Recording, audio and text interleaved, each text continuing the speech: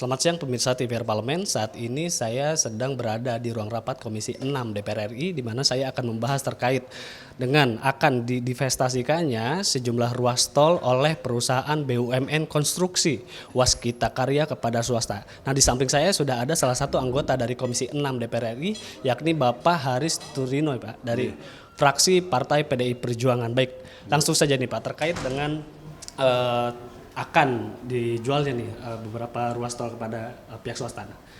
Apakah langkah ini sudah tepat Pak dilakukan oleh pemerintah? Ya, jadi seperti ini bahwa pembangunan jalan tol memang kan dilakukan oleh BUMN Karya, ini yang nomor satu.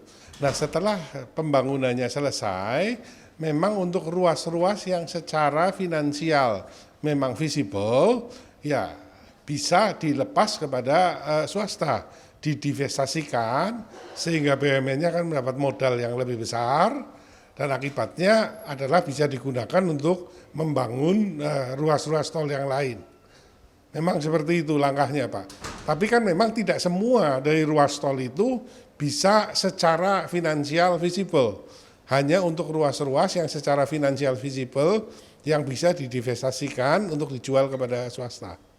Tapi apakah pelepasan aset negara ke investor ini mampu menutup beban utang Waskita Karya, Pak, yang hingga akhir tahun 2021 ini tercatat masih ada sebesar 4,84 triliun rupiah?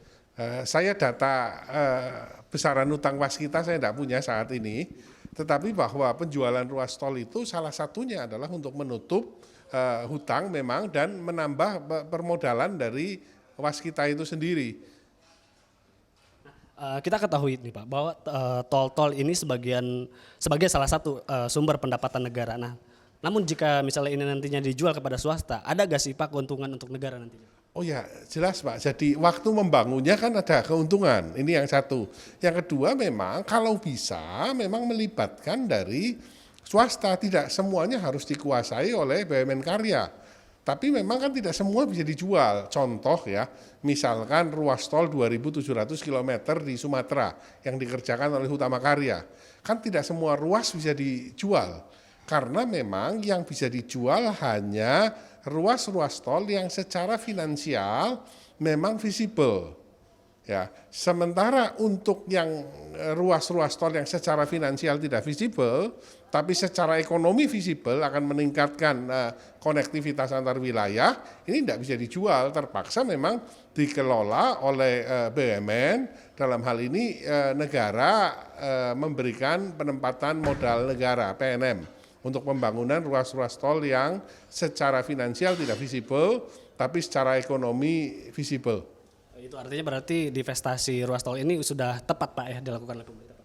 Ya, memang harapannya seperti itu dan divestasi ini kan kemarin terhambat ya karena COVID. Akibat COVID kan masuknya investasi-investasi di ruas-ruas konstruksi melambat, akibatnya penjualan terlambat dan dampaknya tentu kita tahu bahwa perusahaan-perusahaan karya mengalami kondisi keuangan yang tidak baik. Ya.